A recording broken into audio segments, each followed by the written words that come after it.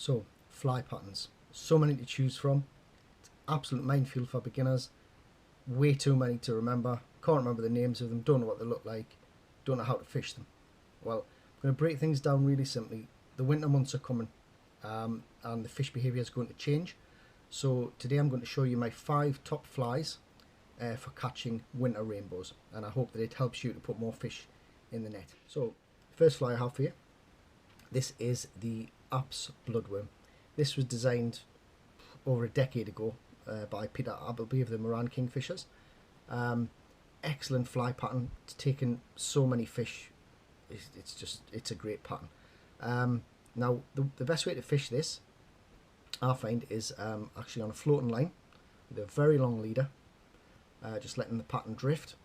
Put the odd tweak in with a figure of 8 retrieve, and the fish normally nail this. Not a problem. You can fish it on an intermediate line too, and fish it pretty much the same way. You can strip it.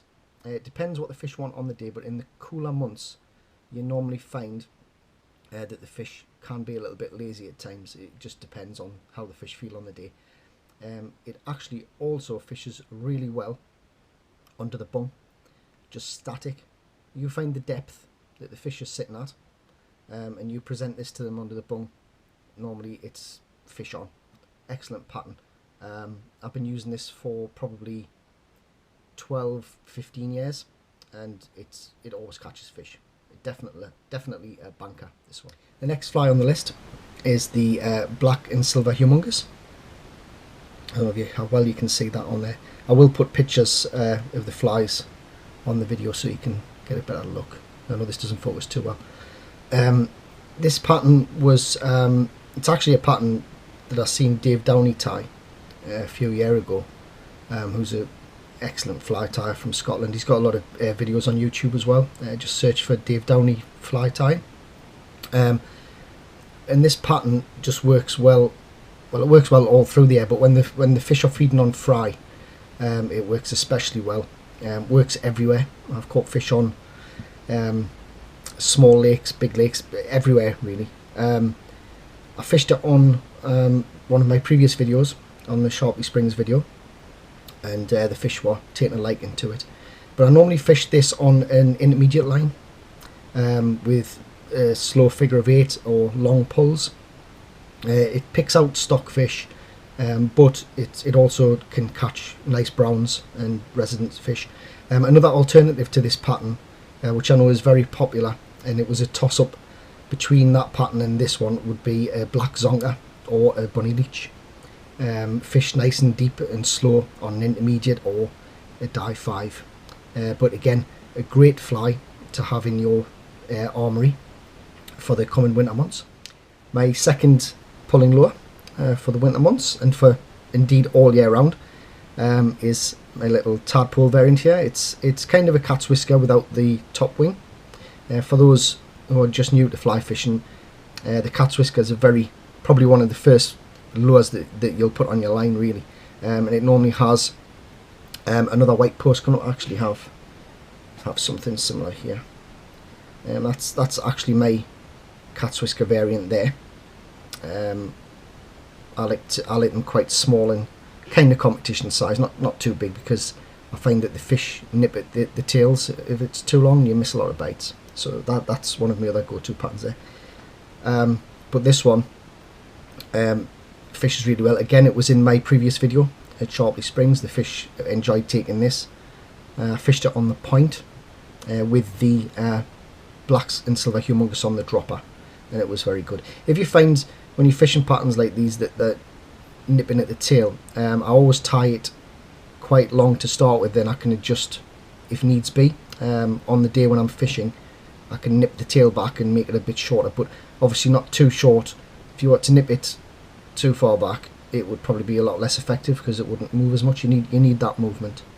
But excellent pattern, fished on a floating line or intermediate line, long strips or figure of 8, anything you fancy really, or what the fish will take on the day. But a banking fly, and white and green, black and green for the winter months, you can't go wrong. Great colours, excellent colours.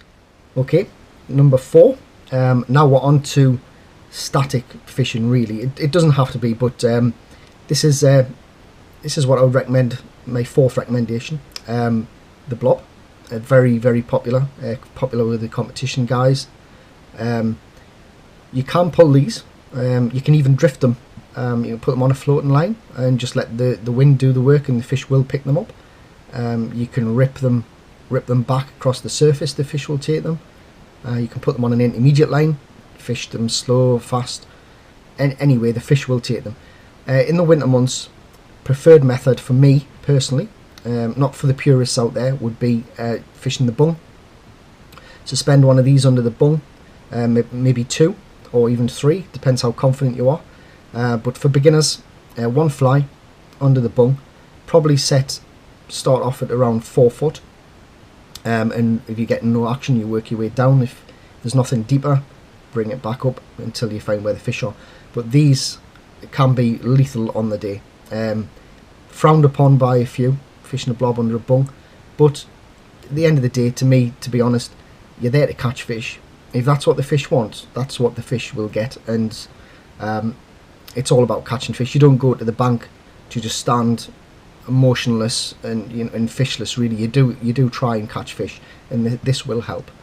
Thing with blobs, what I will say to anyone who's a beginner to the sport, as I say, once you see the indicator dip, try and strike quickly with blobs. If you leave it too long, the fish can swallow the blob down in the gullet, and if you're not fishing catch and release, you're going to have a dead fish on your hands. And one big important thing, and something that I hold dear to myself, is fish care. I don't personally kill fish. I've got nothing against it, because people can take the fish home and eat them. That's absolutely fine. Me personally, I do not kill fish. I always return them and always handle them carefully, and make sure you're doing everything you can to ensure that the fish goes back fighting fit, so another angler can actually enjoy it. Right, 5th and final fly. There are lots more, but this is the 5 that I've picked as what I would want to use. Again, fishing static, quite a large buzzer there, with a chartreuse gold bead. Fishing this static at the same depths, anywhere between sort of 3 to sometimes 9 foot, depending on how deep the water is you're fishing. This can be absolutely deadly on the day. Again, buzzers are the staple diet of trout, no matter what time of year. There will not be buzzers hatching off, or there may be small hatches coming off the water in the colder months, like December time, but generally it's just something that the fish are so used to.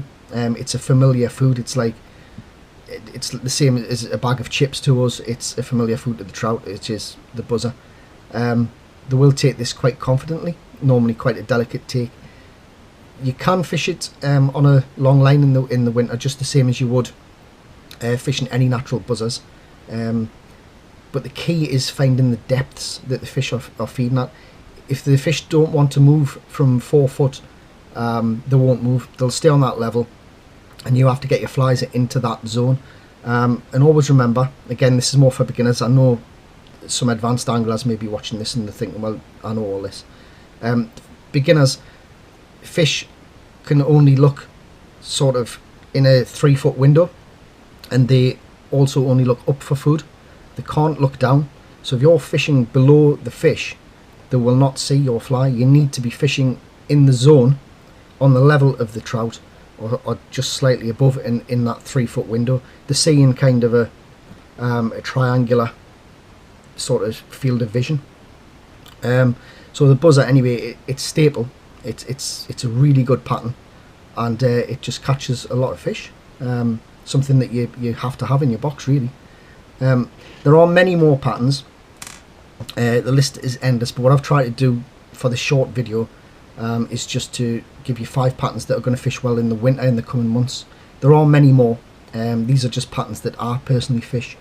But if you're new to the sport, as I say, it can be quite daunting. There's so many fly patterns out there, you just don't know where to start. But the best of luck. I do have a page on Facebook.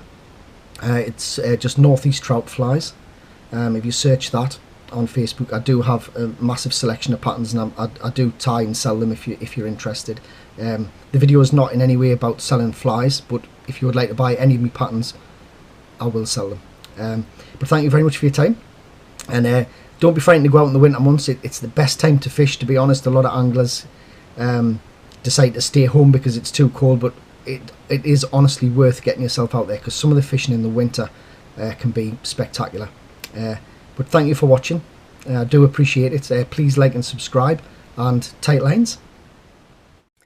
As promised, I'm about to draw do the draw for the free fly giveaway as per the comments. Had about 5 comments on it. I did expect a little bit more, but I'm hopeful. I know the channel's new and it will get better. But here we go with the draw.